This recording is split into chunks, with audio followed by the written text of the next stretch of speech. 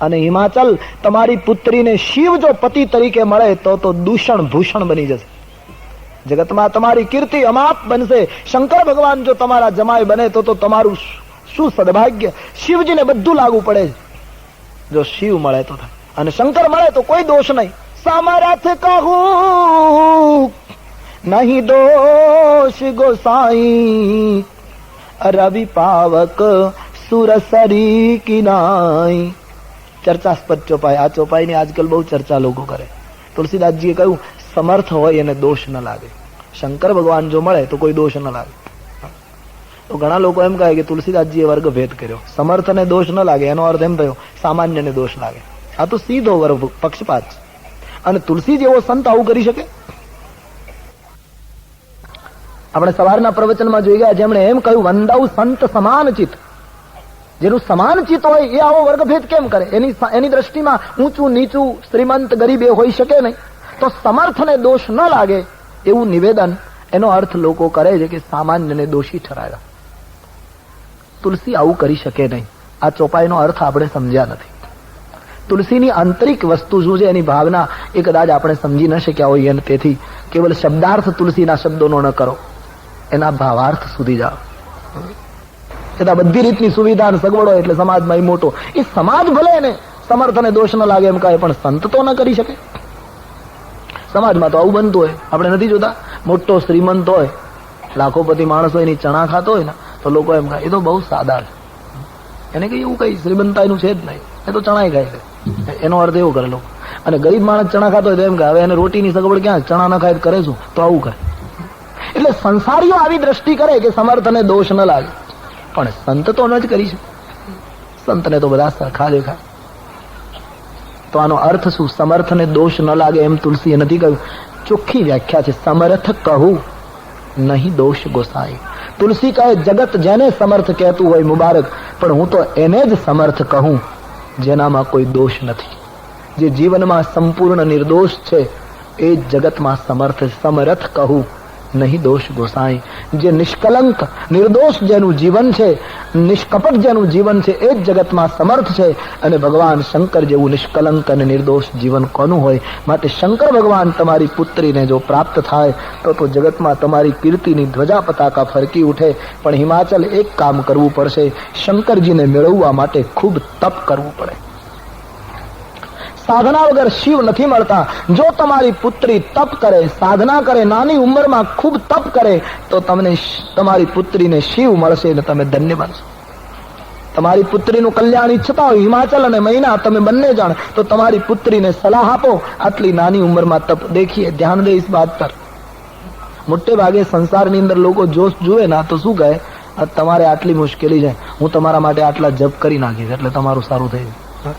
નારદજી એમ નથી કહ્યું. નારદજી એમ કહ્યું તમારી પુત્રી જપ કરે. સાધના તો ખુદે કરવી જોઈએ ને. મારા તમારા માટે કોઈ કરી નાખે ઉધાર ક્યાં સુધી ચાલે? અને કોઈના કરવાથી થતું હોય તો મારો વિરોધ પણ નથી, પણ સાધના તો ખુદ કો કરની चाहिए. બીજાના પગ બહુ સુંદર છે માની લો તો એની પૂજા કરો, એને ચરણ પ્રક્ષાલન કરો, એના પગને ચંદન કરો, એના પગમાં બધી ભેટ ધરો, બરાબર છે. પણ જયારે ચાલવું હશે ત્યારે આપણે આપણા જ પગ જોઈએ. પછી ભલે આપણા પગ ગમે તેવા હોય. બીજાના નેત્રો ખૂબ અભિરામ હોય, વંદન કરવા જેવા હોય તો સર ઝુકા દો, નમસ્કાર કર લો. પણ જયારે કઈ જોવું હશે ત્યારે ગમે તેવી તોય આપણી જ આંખ કામ આવશે. ખુદ કી સાધના ખુદ કો કરવી પડે. નારદ કહે મારો આશીર્વાદ. સંતો સાધનામાં ધક્કો મારે, બાકી કરવું તો આપણે જ પડે. આપણી સાધનાને સંતો હાથ ડાળીને થોડી તેજ કરી દે, યા તો કોઈ રૂકાવટમાં રાહત ઉભી કરી દે, એ સંતોનું કામ છે. પણ ચાલવું તો પોતાએ પડે. મશીનનું, એન્જિનનું વ્હીલ, ચક્ર, એની અંદર પુરાયેલું ઓઇલ એને ફરવામાં થોડીક રાહત કરી આપે, પણ ઘૂમવું તો ચક્રને જ પડે. એક રાહત છે. સંતનો સ્પર્શ, સંતનું માર્ગદર્શન સાધનાના ચક્રને ગતિમાન રાખવામાં જરા હળવાશ પેદા કરે. આપણા માટે કોઈ કરી કદાચ આપણા સંતો કરી પણ શકતા હતા. ઘણા આયુષ્ય નહોતા આપતા, એવા માણસો કરી શકે જે પોતાના જીવનમાંથી ગુમાવે. એ બીજા માટે કરી પણ શકે, ન કરી શકે એમ નહીં, પણ એ ગુમાવી શકે તો, ગુમાવવાની તૈયારી હોય તો. એવા કેટલા માણસો સમાજ કે જે પોતાનું ગુમાવે.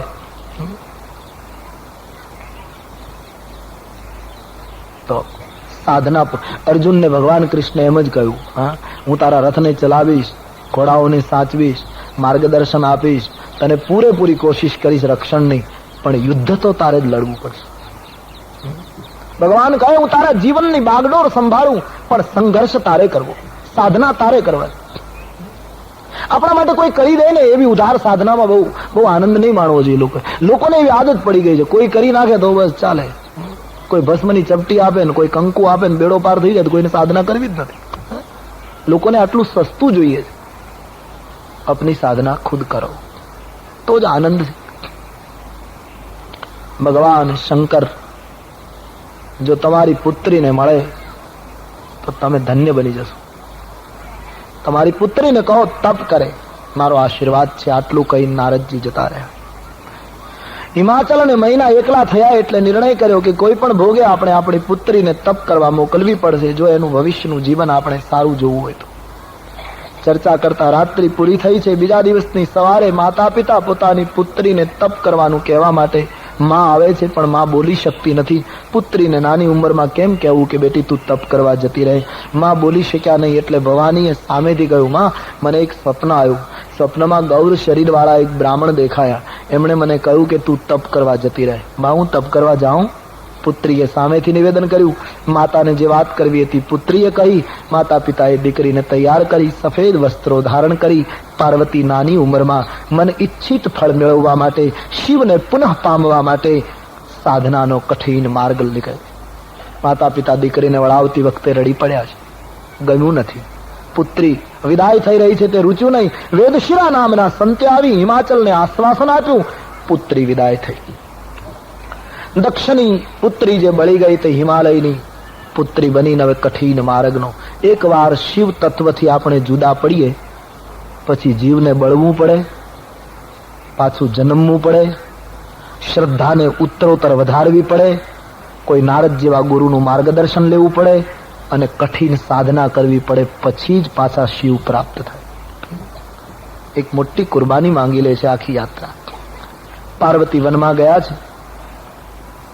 એક તપોવનમાં જઈ પદ્માસન લગાવી આરાધનાનો આરંભ કરે. તુલસીજીએ લખ્યું, ઉરધરી ઉમા પ્રાણપતિ ચરણા, ઉરધરી ઉમા પ્રાણપતિ,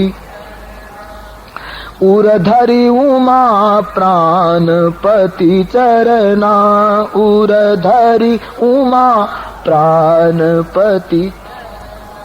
બિપિન જાય લાગી તપ કરના, બિપિન જાય લાગી તપ કર. પ્રાણપતિના ચરણારવિંદને હૃદયમાં સ્થાપિત કરી શિવજીની કઠિન આરાધનાનો પાર્વતીએ શરૂઆત કરી છે. ઓમ નમઃ શિવાય, ઓમ નમઃ શિવાય, ઓમ નમઃ શિવાય, ઓમ નમઃ શિવાય, ઓમ નમઃ શિવાય, ઓમ નમઃ શિવાય, ઓમ નમઃ શિવાય, ઓમ નમઃ શિવાય, ઓમ નમઃ શિવાય, ઓમ નમઃ શિવાય, ઓમ નમઃ શિવાય, ઓમ નમઃ શિવાય. સબ ગાઈએ.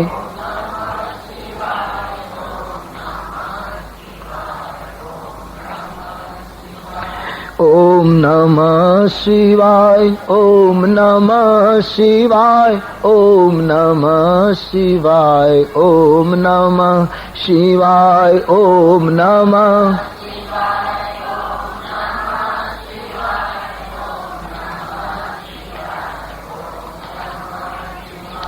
ઓમ નમઃ શિવાય, ઓમ નમઃ શિવાય, ઓમ નમઃ શિવાય, ઓમ નમઃ શિવાય, ઓમ નમઃ શિવાય.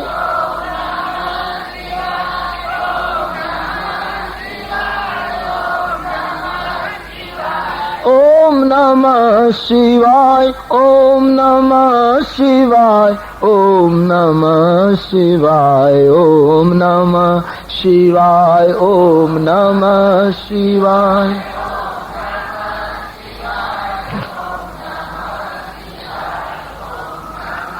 શિવાય ઓમ નમઃ શિવાય ઓમ નમઃ શિવાય ઓમ નમઃ શિવાય ઓમ નમઃ શિવાય ઓમ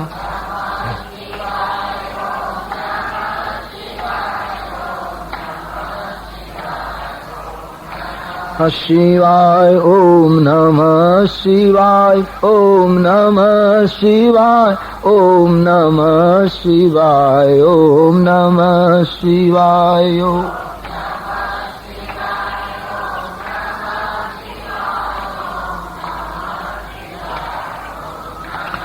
શિવાય ઓમ નમઃ શિવાય ઓમ નમઃ શિવાય ઓમ નમઃ શિવાય ઓમ નમઃ શિવાય ઓમ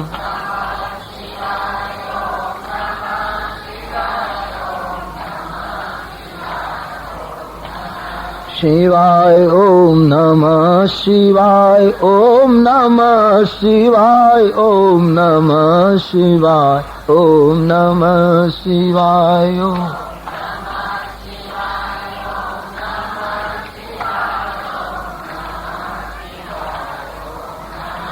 શિવાય ઓમ નમઃ શિવાય ઓમ નમઃ શિવાય ઓમ નમઃ શિવાય ઓમ નમઃ શિવાય ઓમ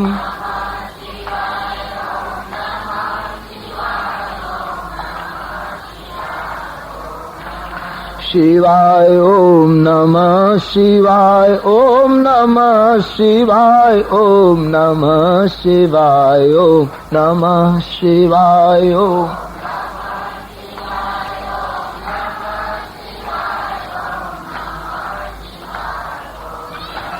શિવાય ઓમ નમઃ શિવાય ઓમ નમઃ શિવાય ઓમ નમઃ શિવાય ઓમ નમઃ શિવાય ઓમ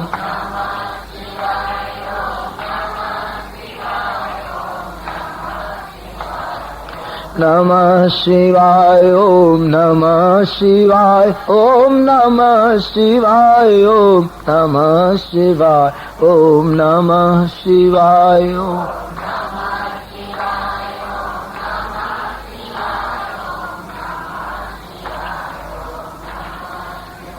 રામાયણનો મત છે પાર્વતીએ વર્ષો સુધી તપ કર્યું છે, શરીર કૃશ થઈ ગયું. આકાશમાંથી આકાશવાણી થઈ, ભયવું મનોરથ સુફલ તવ. હે પાર્વતી, તમારા મનોરથો સફળ થશે, તમને ભગવાન શિવજી અવશ્ય મળશે. હવે તપ છોડી અને તમારા પિતા જ્યારે તમને બોલાવે ત્યારે ઘરે જજો. હવે સાધના કરવાની જરૂર નથી. આકાશવાણીએ આશીર્વચનો કહ્યા, પાર્વતી રાજી થયા. તુલસીદાસજી કહે, ઉમા ચરિત સુંદર મેં ગાવા, સુનહુ શંભુ કરી ચરિત સુહાવા. પાર્વતી દક્ષિણા યજ્ઞમાં બળી ગયા, એમણે બીજો જન્મ લીધો, નારદને ગુરુ સ્થાપી, એમણે સાધના કરી. આકાશવાણીએ સાધનાનું ફળ બતાવ્યું. આ કથા તો મેં તમને કહી, તુલસી કહે, પણ શંકરજીનું શું થયું પાર્વતીના વિરહમાં? વિશ્વાસ વગરની શ્રદ્ધાને બળવું પડે અને શ્રદ્ધા વગરના વિશ્વાસને ભટકવું પડે. તુલસીદાસજી એમ લખ્યું છે કે જ્યારથી સતી સળગી ગયા પછી શિવજી સતત ફર્યા જ કર્યા. શ્રદ્ધા વગરનો વિશ્વાસ કુંવારો છે, વિશ્વાસ વગરની શ્રદ્ધા કુંવારી છે. બંનેનું લગ્ન થઈ જવું જોઈએ, ત્યારે જ જીવનમાં પૂર્ણતા આવે. શ્રદ્ધા અને વિશ્વાસમાં બહુ તફાવત છે. આપ બરાબર ધ્યાન દે. ઘણી વખત હું ને તમે આ બંને શબ્દોને સમાન અર્થમાં લઈએ છીએ. ભાષાની અંદર આપણે બોલીએ, કોઈના માટે એમ કહીએ કે ફલાણી વ્યક્તિ ઉપર મને વિશ્વાસ છે, બીજી જ મિનિટે કહીએ ફલાણી વ્યક્તિ ઉપર મને શ્રદ્ધા છે. આપણી દ્રષ્ટિમાં શ્રદ્ધા અને વિશ્વાસ સમાન અર્થી પણ નહીં. એ શિવ અને પાર્વતી છે. શિવ અજન્મા છે, એને જન્મવું નથી પડતું. એટલે ઉપનિષદ કહે વિશ્વાસ એ આત્માનો ધર્મ છે, એને પ્રગટાવવો નથી પડતો. ત્યારે પાર્વતી એ શ્રદ્ધા છે, એને તો હિમાલયને ત્યાં જન્મવું પડે, શ્રદ્ધાને પ્રગટાવવી પડે.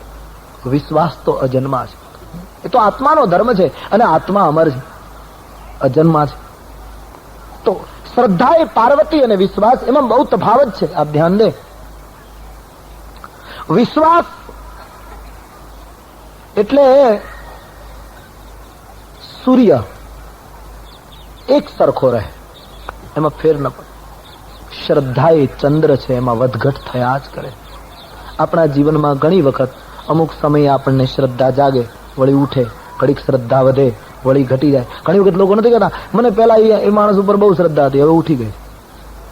શ્રદ્ધામાં આવું થાય. મને પહેલા મંદિરમાં પેલા હું બહુ જતો હતો, ત્યાં ખૂબ ભાવ હતો, બહુ શ્રદ્ધા હતી, હવે ત્યાં બહુ જવા જેવું નથી રહ્યું. શ્રદ્ધા બીજા અર્થમાં કહું તો વિશ્વાસ એ સાગર છે, શ્રદ્ધા એ સરિતા છે. સરિતામાં પૂર આવે, સરિતા સુકાય એવું બન્યા કરે, સાગરમાં દેખાય ઓટ અને ભરતી, પણ એ હંમેશા અખંડ રહે. શ્રદ્ધાની સરિતા વિશ્વાસના સાગરમાં ન મળે ત્યાં સુધી જીવન ધન્ય ન બને. ત્રીજો અર્થ, શ્રદ્ધા અંધ પણ હોઈ શકે. એટલા માટે આપણે નથી કહેતા ફલાણો ભાઈ અંધશ્રદ્ધાળુ. વિશ્વાસ કદી અંધ ન હોઈ શકે. વિશ્વાસને 2 નહીં 3 નેત્રો છે, એટલે શંકર ત્રિલોચન છે. વિશ્વાસ સદૈવ જાગૃત હોય, અંધ ન. શ્રદ્ધા અંધ પણ હોય છે. અમને અનુભવ થાય, કથા કહીએ ને પછી કથામાં દ્રષ્ટાંત આપતા આપતા ક્યારેક એમ બોલાઈ જવાય, કઈ એવો પ્રસંગ આવતો એને એમ કહીએ કથામાં કે પછી સવાર થઈ અને સૂરજ ઉગ્યો. હવે સૂરજ ઉદય પામ્યો એમ કહેતી વખતે કદાચ આ હાથ ઊંચો થઈ જાય કે આ હાથ ઊંચો થઈ જાય ખબર ન રહે, ભૂલમાં એમ થઈ જાય કે સૂરજ ઉગ્યો, એમ કોઈ પણ દિશામાં હાથ ઊંચો થઈ જાય. તો ઘણા શ્રદ્ધાળુઓ એવી શંકા કરે કે બાપજી કથા સરસ કરે પણ એટલી ખબર નથી આ બાજુ કઈ સૂરજ ઉગે. આવા પ્રશ્નો પકડતા હોય લોકો. એક વસ્તુ તો નક્કી થાય કે લોકો સાંભળે છે સાવચેતીથી. કથા બરાબર, પણ કઈ આમ સૂરજ ઉગે. હવે એ બાજુ કઈ સૂરજ અમારે ઉગાડવો ન હોય, એ તો જ્યાં ઉગતો હોય ત્યાં જ ઉગે, પણ આમ હાથ ઊંચો થઈ જાય તો લોકો આવો મુદ્દો પકડે. પણ અહીંથી વાત અટકે તો વાંધો નહીં, પણ બાજુનો શ્રદ્ધાળુ એનો ગોઠણ દબાવીને એમ કહે કે શંકા ન કર કથામાં, એ ક્યારેક એ બાજુ ઉગ્યો હોય તો જ બાપજી કહેતા હોય, નહીતર બોલે નહીં. આ બધી અંધશ્રદ્ધા છે, ઉસકો શ્રદ્ધા નહીં કહી જાય. એ બિના સોચે કી શ્રદ્ધા. શ્રદ્ધામાં વધે ઘટ વધુ થાય, વિશ્વાસ અખંડ રહે છે. તો શ્રદ્ધા અને વિશ્વાસનો સમન્વય, ત્યારે જ બંનેની પૂર્ણતા, નહીતર વિશ્વાસને પણ એકલું ભટકવું પડે છે. તુલસીદાસજીએ લખ્યું, પાર્વતીના વિરહમાં શિવજી ફરિયાદ કર્યા છે. મહાત્માના આશ્રમમાં જ્ઞાન આપે, કોઈ જગ્યાએ ભક્તિની ચર્ચા કરે. આમ ખૂબ પરિભ્રમણ પછી શિવજીને થયું લાવો હવે એક જગ્યાએ બેસીને ધ્યાન કરું. શંકર ભગવાન ધ્યાન કરવા લાગ્યા. ધ્યાનમાં એટલા ઊંચે ગયા છે, ભગવાન રામજી પ્રગટ થયા એવું રામાયણમાં લખ્યું. સારંગ પાણી રામજી પ્રગટ થયા, શંકર ભગવાનને જગાડ્યા. મહારાજ જાગો. શિવજીએ નેત્રો ખોલ્યા, રામજીએ શિવજીની સમાધિમાં આવીને એને જગાડ્યા. રામાયણમાં શિવજીની સમાધિ 2 વાર તૂટી, એક વાર રામ દ્વારા, બીજી વાર કામ દ્વારા. ભજનની શરૂઆતમાં જો રામ આવી જાય તો પછી કામ આવે તો તકલીફ નહીં, પણ જો શરૂઆતમાં જ કામ આવ્યો તો તકલીફ. પહેલી બંદગીમાં જો રામ આવી જાય તો બીજી પછીની બંદગીમાં કામ આવશે તો એને બળી જવું પડશે, આપણા ઉપર સફળ નહીં. રામજીએ સમાધિ ખોલાવી. શિવજીને કહ્યું મહારાજ આજ હું તમને વરદાન આપવા નથી આવ્યો, આજ હું તમારી પાસે એક વરદાન માંગવા આવ્યો છું. શંકર ભગવાને સ્તુતિ કરી, કહ્યું મહારાજ હું ધન્ય બની ગયો, મને દર્શન આપ્યો. બોલો શું? બોલે શિવજી હું તમારી પાસે એક માંગણી કરવા આવ્યો છું. શું? તમે જે સતીનો ત્યાગ કરેલો એ દક્ષના યજ્ઞમાં બળી ગયા અને એમણે બીજો જન્મ હિમાચલને ત્યાં પુત્રી તરીકે લીધો. હા, નારદજીને ગુરુ બનાવ્યા અને નારદની સૂચનાથી તમને મેળવવા માટે એમણે કઠિન તપ કર્યું. મેં આકાશવાણીથી એમને વચન આપી દીધું કે શંકર ભગવાન તમને મળશે.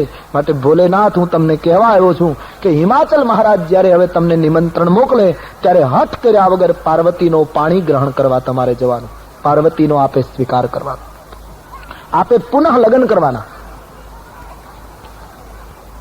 શંકર ભગવાને કહ્યું મહારાજ હવે મારી ઈચ્છા નથી, મેં એક વખત અનુભવ કરી લીધો સંસાર, હવે મારી પરણવાની ઈચ્છા નથી.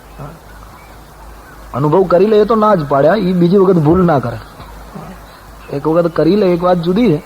બાકી સ્વામી રામકૃષ્ણ પરમહંસ પાસે એક યુવાન ગયો તો 15 દિવસ સુધી સત્સંગમાં બેઠો. પછી પરમહંસજીને પ્રશ્ન કર્યો, બાપજી તમારા સત્સંગમાં આવ્યા પછી મારા માટે એક સમસ્યા ઉભી થઈ. શું? કે હવે લગ્ન કરું કે ન કરું, શું કરું? परमहंस जी बहुत सहज जवाब આપી દીધો कि कुछ भी करो दोनों में पछताना होगा, या तो शादी कर लो या तो वैसे ही रह जाओ. પસ્તાવા સિવાય એનું પરિણામ બીજું કઈ આવતું નથી. શંકર ભગવાન કહે મહારાજ હવે મારે બીજી વાર પરણવું નથી. રામજીએ કહ્યું નહીં, હું આપને કહું છું આપે પરણવું છે. ઘણી વખત સંસારમાં યોગીઓને ઈશ્વર પરાણે ગ્રહસ્થ બનાવે, કારણ કે યોગીઓના દિવ્ય દાંપત્ય વગર કાર્તિક સ્વામીનો જન્મ ન થાય, અને કાર્તિક સ્વામી જેવા સપૂતો સંસારમાં ન જન્મે ત્યાં સુધી સંસારની વિકૃતિઓનો નાશ ન થાય. એટલા માટે ભારતના મોટા ભાગના ઋષિઓ તમને ગ્રહસ્થાશ્રમી દેખાશે. મોટા ભાગનો ઋષિ સમાજ ગ્રહસ્થ હતો, પરણેલો હતો. કારણ કે દિવ્ય દાંપત્ય વગર દિવ્ય સંતાનો કેમ પ્રાપ્ત થાય?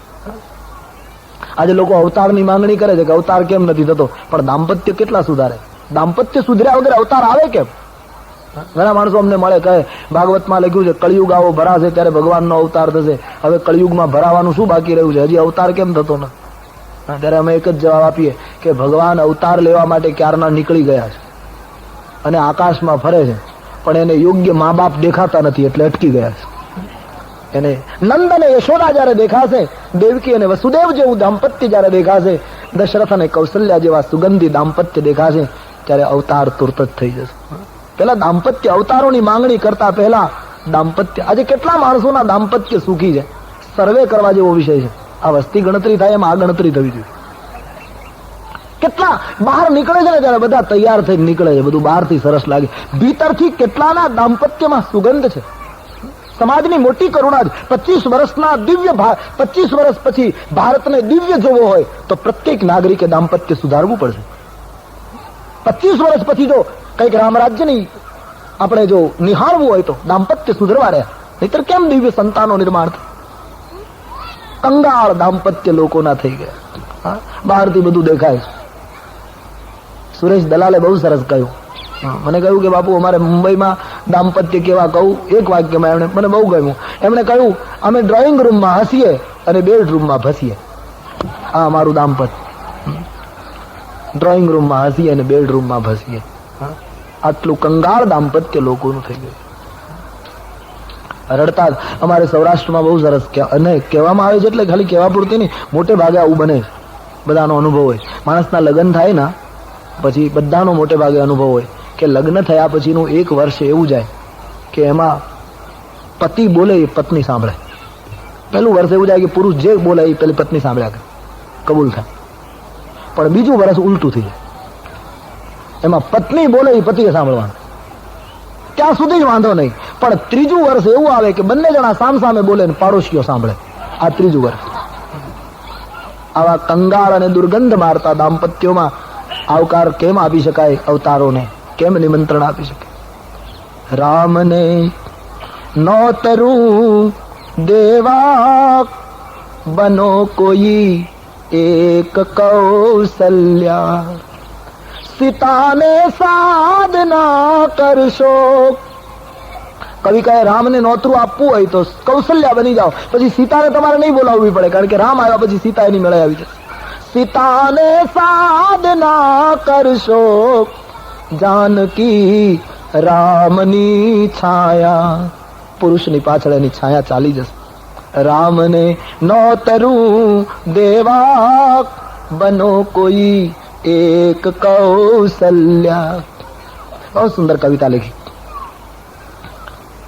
ભલે વિશ્વારુણી પ્રગટ્યા, મથ્યો ઉદધી અયોધ્યાનો. કઈને લીધે અયોધ્યાનું મંથન થયું અને એમાંથી રામ વનવાસનું વિષ નીકળ્યું, દશરથજીના મૃત્યુનું વારુણી થયું. આ બધું કઈકઈએ કર્યું. કવિ કહે ભલે કઈકઈએ આ બધું કર્યું, પણ એક વાત માટે તો કઈકઈને વંદન કર્યા વગર છૂટકો નથી. કઈ વાત? ભલે વિશ્વારુણી પ્રગટ્યા, મથ્યો ઉદધી અયોધ્યાનો.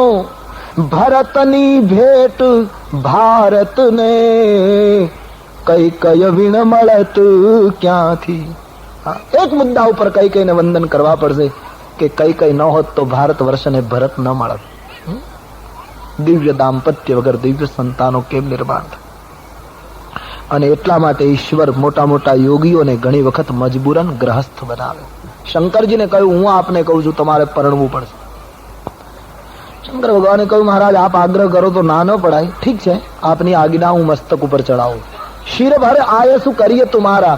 આપની આજ્ઞા શિરોમાન્ય. ભગવાને તુરંત વિરોધ કર્યો કે નહીં શિવજી, મારી આજ્ઞા મસ્તક ઉપર નહીં રાખો, હૃદયમાં રાખો. બોલે મહારાજ તમે સ્વામી, હું સેવક, નિયમ એવો છે કે સ્વામીની આજ્ઞા સેવક શિરો માન્ય કરે. બોલે તમારે એમ નથી કરવાનું. કેમ? મને ભય છે. તમે આજ્ઞા મસ્તક ઉપર રાખો તો મને ભય એ કે તમારી જટામાંથી ગંગા વહે અને ગંગાના વહેણમાં ક્યાંક આજ્ઞા જતી રહે તો પાછા તમે ભૂલી જાઓ, મારે બીજી વખત સ્મરણ કરાવવું પડે. માટે આપ આજ્ઞાને હૃદયમાં રાખો. કેટલી મોટી સૂચના છે. ભગવાન કહે છે તમે ભક્તિ કરો, પણ ભક્તિની ગંગાના પ્રવાહમાં મારી સોંપેલી ફરજો ક્યાંક ભૂલી ન જશે. મારા સોંપેલા કાર્યો એ ભક્તિની ઘેલછામાં ક્યાંક વહી ન જાય, એટલા માટે આજ્ઞાને હૃદયમાં રાખો. ભક્તિને, સરિતાને વિવેકના કિનારા હોવા જોઈએ. ગંગા પવિત્ર છે, બે મત નહીં, પણ છતાં એ ગંગામાં જયારે પૂર આવ્યા છે ત્યારે એને ઓછો વિનાશ નથી કર્યો. કિનારાની બહાર ગયેલી ગંગા પણ વિનાશ કરે છે. એમ વિવેકની મર્યાદા તોડતી ભક્તિ પણ ઘણી વખત સમાજમાં અનર્થો ઉત્પન્ન કરે છે. અને તેથી મારી આજ્ઞાને જટા ઉપર નહીં, હૃદયમાં ધારણ કરો, આવી સૂચના મળી છે. ભલે પ્રભુ હું પરણીશ. ભગવાન અંતરહિત થયા છે. શિવજી બેઠા બેઠા વિચાર કરે. એમાં યાજ્ઞવલ્ક ભરદ્વાજજીને કહે ઓચિંતા સપ્તઋષિઓ આવ્યા અને સપ્તઋષિઓને ભગવાન શિવજીએ કહ્યું તમે પાર્વતી પાસે જઈ એના પ્રેમની પરીક્ષા કરો, પછી હું સ્વીકાર કરું. સાધના પછી સંતો દ્વારા કસોટી થાય અને પછી શિવ તત્વની સાથે જોડાય. સપ્તઋષિઓ ગયા છે, પાર્વતીની કસોટી કરી છે. પાર્વતીને કહ્યું અમે કોઈ બીજી વ્યક્તિ સાથે તારા લગ્ન કરાવી આપીએ, શંકરની સાથે પરણીને તને શું ફાયદો? એ તો ભિક્ષા માંગે છે, સ્મશાનમાં બેસી રહે. આમ બધું કહ્યું. પાર્વતીએ કહ્યું બાપજી હું જીવન શિવ માટે હારી ચૂકી છું. આ જન્મમાં નહીં તો કરોડો જન્મ ધારણ કરીશ, બાકી પરણીશ તો શિવને પરણીશ. હવે આમ સ્પષ્ટ દેખાય છે કે હિમાલયની પુત્રી સ્થિરતામાંથી બોલે. જન્મ કોટી લગી રગર હમારી, બરો શંભુ નતુ રહો કુમારી. હિમાચલ પુત્રીના શબ્દો જઈ સપ્તઋષિઓને આનંદ થયો. કહું બેટી તારા મનોરથો પૂર્ણ થશે. હવે એક કામ કર, તારા પિતા બોલાવે ત્યારે ઘરે જજે, હઠ ન કરીશ. ભલે બાપજી. હિમાચલની પાસે જઈ સપ્તઋષિઓએ વાત કરી છે. હિમાચલ વાજતે ગાજતે પુત્રીને ઘરે લઈ આવ્યા છે.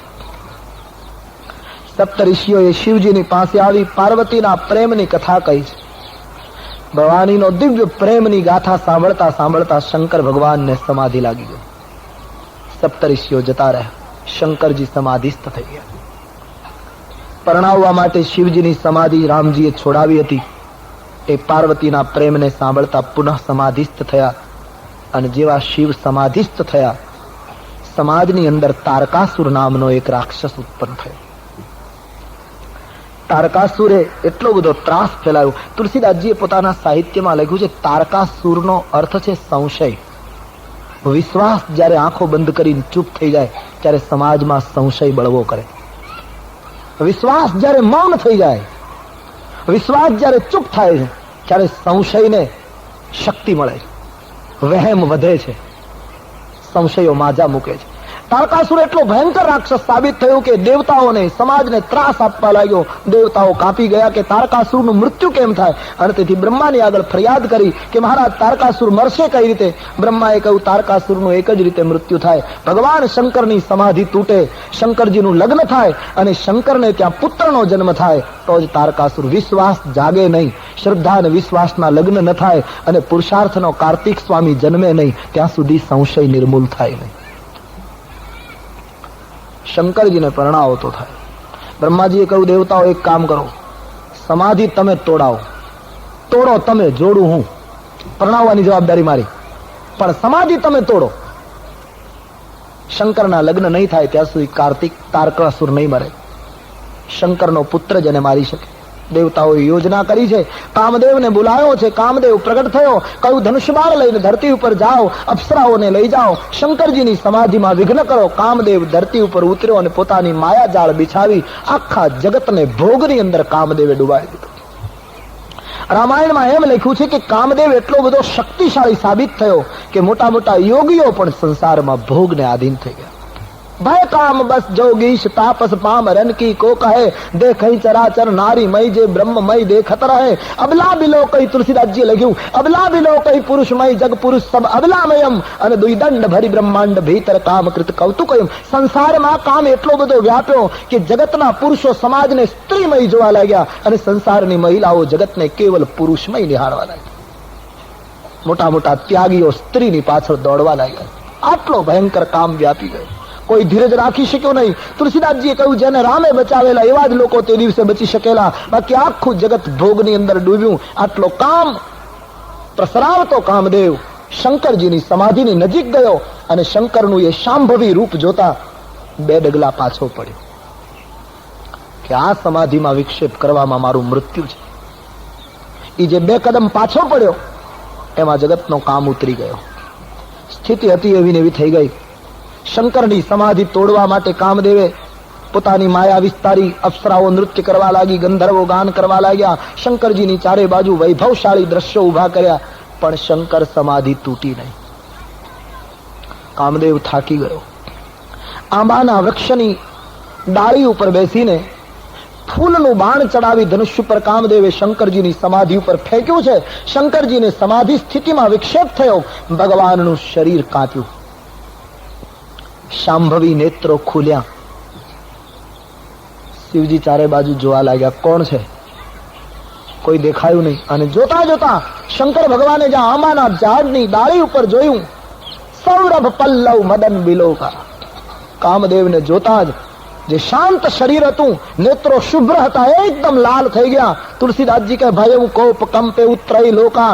શરીર ધ્રુજવા લાગ્યું, રૌદ્ર રૂપ ધારણ કર્યું, બ્રહ્માંડ કાપવા લાગ્યું કે સંસારનો લય કરી નાખશે શિવજી. આખું જગત ધ્રુજે છે. કામદેવને જોતા રોષ આવી ગયો અને તુલસીદાસજીએ લખ્યું તબ શિવ તીસર નયન ઉઘારા ચિતવત કામ ભયઉ જરી છારા. ત્રીજું નેત્ર ખોલી અને કામની સામે જ્યાં જોયું, કામદેવ બળીને ભસ્મ થયો.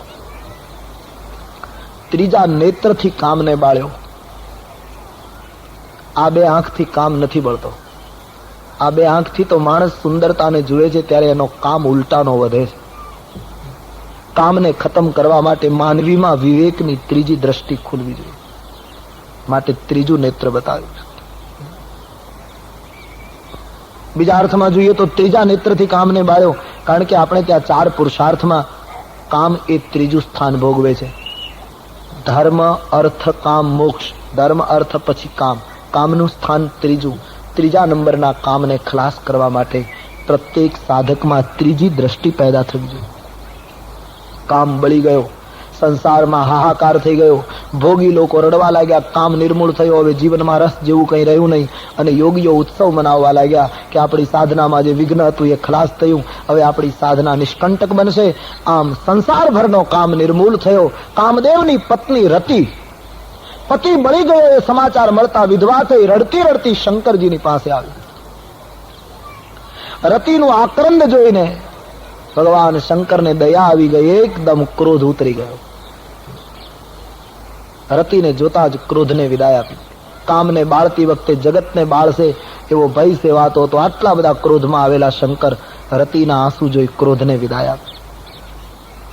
શંકરજીની જેમ આપણામાં ક્રોધની કુશળતા આવે તો ક્રોધ પણ જીવન સાધનામાં સહાયક છે. પણ આપણો ક્રોધ છે એ કલાહીન ક્રોધ છે. શંકરજીનો ક્રોધ નોકર જેમ વર્તે, આપણો ક્રોધ માલિક જેમ વર્તે. જેમ આપણે ઘરે આવીને નોકરને કહીએ પાણી લાવો એટલે પાણી આપે, પી લઈએ, કહ્યું જતો રહે એટલે જતો રહે. એમ શંકરજી ક્રોધને જયારે જરૂર પડે ત્યારે બોલાવે, આવ, અને કામ પૂરું થાય એટલે જતો રહે. ત્યારે આપણે આવે છે પછી જતો નથી. આપણો માલિક બનીને ક્રોધ બેસે. એક જ મિનિટમાં એમણે ક્રોધને વિદાય આપી. ક્રોધ ઉપરનું એમનું કૌશલ્ય છે. જરૂર પડે ત્યારે ક્રોધ આવે, દુર્ગુણો ઉપર ક્રોધ આવે, દુષ્વૃત્તિઓ ઉપર ક્રોધ આવે, પણ જ્યારે જરૂર હોય ત્યારે ક્રોધને વિદાય આપીએ. આવી કુશળતા જો સાધકમાં આવે તો જીવ શિવ થઈ જાય. ક્રોધ પણ સહાયક છે જીવનમાં, જો આટલી કલા આવે તો. ભજન હોય, સંગીતની મહેફિલ હોય તો પછી હાર્મોનિયમના સૂરની સાથે તબલું ચડાવવું પડે. એના સ્વરમાં લેવા માટે તબલું ચડાવે. પણ એ તબલું ચડાવેલું ક્યાં સુધી રખાય? ભજનનો પ્રોગ્રામ પૂરો થાય ત્યાં સુધી. પછી પાછું તબલું ઉતારી નાખવું પડે, નહીતર એ ફાટી જાય. એમને ચડાવેલું ન રખાય. સંગીતની મહેફિલ હોય ત્યાં સુધી ચડાવવાનું, પૂરું થાય એટલે ઉતારો. એમ મસ્તકનું તબલું પણ જરૂર પડે ત્યારે ચડાવો, કામ પૂરું થાય પછી ઉતારી નાખો. પણ ઘણાના તબલા 24 કલાક ચડેલા રહે. એને સંસારમાં કેટલાયના જીવન સંગીતને બેસુરા કરી નાખ્યું. ઘણાના તબલા ચડેલા જ હોય. ઘણા માણસો તમે જોજો 24 કલાક ખીજમાં જ બેઠા હોય, બેઠના ચહેરા જેવા હોય. આપણને એમ થાય કે આને શું તકલીફ હશે, બોલાવી ન શકાય. અમારે ગામડાઓમાં તો ખાસ ચોરાના પગથિયે બેઠો હોય ને આપણે કહીએ કેમ બેઠા છો ને, તો એમ કહે તો હું ઉભો થઈ જાઉં, તું બેસી જા. અરે ભાઈ તને ઉભો અમારે નથી કરવો, તું બેસી રહે. જરૂર પડે ત્યારે ક્રોધ આવે. એક વસ્તુ સમજી લો, ક્રોધ હંમેશા ભૂતવાદી છે. આ ત્રણેયના કાળ છે, કામ, ક્રોધ ને. ક્રોધ હંમેશા ભૂતકાળ ઉપર થાય છે, કામ હંમેશા વર્તમાન માંગે છે, અને લોભ હંમેશા ભવિષ્યની યોજના કરે. આ ત્રણેયનો કાળ છે. જેમ આપણે ભણતા હોઈએ ત્યારે નહીં પેપરમાં એક પ્રશ્ન, હવે ખબર નહીં બને પણ પેલા પ્રશ્ન કાળ બદલો, વ્યાકરણમાં પ્રશ્ન, ભાષાના પ્રશ્નમાં કાળ બદલવાનો પ્રશ્ન આવે તો ભવિષ્યકાળનું વાક્ય લખ્યું હોય અને કાઉન્સમાં લખ્યું હોય ભૂતકાળ કરી નાખો. એમ આ ત્રણેય દુર્ગુણ છે. એનો લોભ, ક્રોધનો કાળ ભૂતકાળ છે, કામનો કાળ વર્તમાન કાળ છે, અને લોભનો કાળ ભવિષ્ય. એનો જો કાળ બદલતા મને તમને આવડી જાય તો આપણે પાસ થઈ જઈએ. ક્રોધ તમે જોજો આપણા જીવનમાં નક્કી હોય, ક્રોધ હંમેશા ભૂતકાળ ઉપર થાય. ઘરની અંદર કોઈ વસ્તુ તૂટી ગઈ એના ઉપર ક્રોધ થાય. હવે જે વસ્તુ તૂટવાની હોય એ તૂટી ગઈ હોય છે, ઘટના ઘટી ગઈ હોય છે, એના ઉપર ક્રોધ થાય. નાની નાની બાબતમાં આપણે ઘરમાં જોતા, બાથરૂમમાં બત્તી કોણે કરી? બત્તી થઈ ગઈ હોય, તું બંધ કરી નાખ, થઈ ગઈ તને તકલીફ હોય. પણ એક નાની સી બાબત જે ઘરમાં ઘટી ગઈ હોય છે એના ઉપર ક્રોધ હંમેશા ભૂતવાદી થાય. રામાયણમાં બે વ્યક્તિ સામસામા ક્રોધમાં આવ્યા છે, લક્ષ્મણ અને પરશુરામ. છતાં લક્ષ્મણનો ક્રોધ ધન્ય બન્યો, પરશુરામનો ક્રોધ ઘાતકી બન્યો. કારણ કે પરશુરામનો ક્રોધ ભૂતવાદી છે. ધનુષ્ય કોણે તોડ્યું? તૂટ ગયા હતા ધનુષ્ય. ત્યારે લક્ષ્મણનો ક્રોધ ભવિષ્યવાદી છે. લક્ષ્મણ એટલા માટે ક્રોધ કરે કે જો હું ક્રોધ કરું તો રામ ઉભા થાય, રામ ઉભા થાય તો ધનુષ તૂટે, ધનુષ તૂટે તો સીતા જયમાળા પહેરાવે, સીતા જયમાળા પહેરાવે તો જગતનું કલ્યાણ થાય. ક્રોધ જો ભવિષ્યવાદી બને, હું સેજ જો આંખ લાલ કરું તો મારા સંતાનનું ભવિષ્ય સુધરી જાય, આ માટે જો ક્રોધ થાય તો એ ક્રોધ જીવન માટે થોડોક ઉપયોગી ગણાશે. અને કામ હંમેશા વર્તમાનવાદી. કોઈ પણ વસ્તુ પર કામ ના જાગે એટલે એમ થાય આ મને અત્યારે જ મળે, કામનો કાળ વર્તમાન, મને અત્યારે જ પ્રાપ્ત થાય. અને લોભ હંમેશા ભવિષ્યની યોજના કરે કે હું આટલું ભેગું કરું તો મને ભવિષ્યમાં મુશ્કેલી ન થાય. આ ત્રણેયનો કાળ બદલો. ક્રોધને ભવિષ્યવાદી બનાવી દેતા આવડે, અને જે વર્તમાનનો કામ છે એને ભૂતકાળનો બનાવી દેવામાં આવે. ભૂતકાળના દ્રશ્યો, ભૂતકાળના અનુભવો કે જેટલા જેટલા કામનામાં ડૂબ્યા છે એનું પતન થયું, એને જો ભૂતકાળવાદી બનાવીને જોવામાં આવે તો કામ ધન્ય બને અને લોભને વર્તમાન બનાવી દો. હા, માણસ છે, લોભ થાય, પણ આ ઘડીએ હું આગલી મિનિટનો વિચાર નહીં કરું, અત્યારે મેં કરી લીધું, ચાલો. પણ સંસારમાં નથી લાગતું કે ભવિષ્યની શાંતિ માટે લોકો વર્તમાનની શાંતિ ગુમાવે. એક વર્ષ પછી મને આટલું થાય એના માટે અત્યારનું જીવન બરબાદ કરી નાખે. ત્રણેયનો જો કાળ બદલતા આવડે સાધનામાં તો જીવન ધન્ય બને. શંકર ભગવાને ક્રોધને વિદાય આપી, રતિને આશીર્. શંકર ભગવાન આટલો બધો ક્રોધ કરે છે, પણ કોઈ શાસ્ત્રમાં તમે વાંચ્યું કે શંકર ભગવાનને ક્રોધાવતાર કયા? જ્યાં જોઈએ ત્યાં કર્પૂર ગૌરમ કરુણાવતારમ, નહીતર ક્રોધાવતારમ કેવું જોઈએ, કારણ કે એનો ક્રોધ કલામય ક્રોધ છે. રતિને કહું તારો પતિ તો મૃત્યુમાં ખલાસ થયો શરીરથી, પણ હવે તારા પતિને શરીર વગર બધાના મનમાં રહીને વ્યાપશે એવું વચન આપું છું. અને તારો પતિ સદેહ દ્વાપર યુગમાં જયારે કૃષ્ણ અવતાર થશે ત્યારે કૃષ્ણ પુત્ર ના રૂપમાં તને પતિ તરીકે પ્રાપ્ત થશે. રતિને આશીર્વાદ આપી રતિ વિદાય થઈ. તમામ દેવતાઓ શંકર ભગવાન ક્રોધ કામને બાળીને બેઠા છે, અવસર જોઈને આવે છે.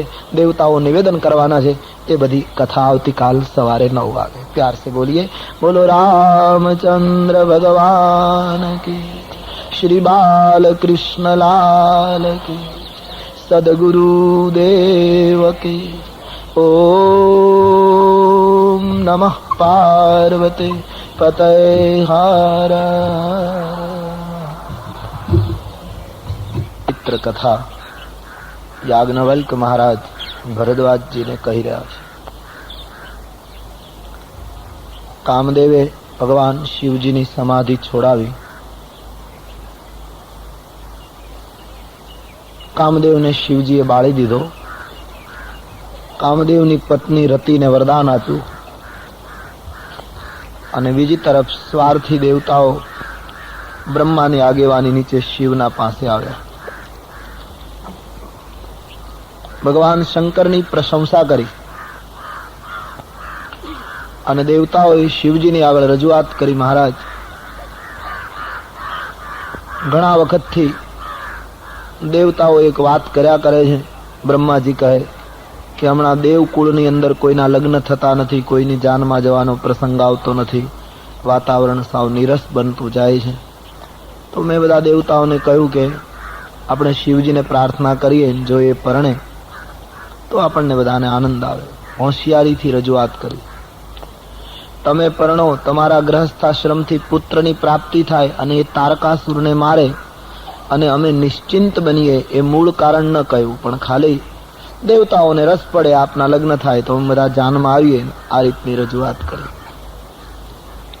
શંકર ભગવાન કહે તમે કહો ને હું લગ્ન માટે તૈયાર થાઉં એટલો સામાન્ય નથી, મને ભગવાન રામજીએ સૂચના આપી છે. શંકર ભગવાને હા કહી દીધી. દેવતાઓએ વાજિંત્રો બજાવ્યા. એ જ સમયે નિર્ણય લેવાયો લગ્નનો. આ બાજુ સપ્તઋષિઓ આવ્યા. બ્રહ્માજીએ સપ્તઋષિઓને કહ્યું તમે હિમાચલ પ્રદેશ જઈ લગ્ન પત્ર તૈયાર કરીને લઈ આવો.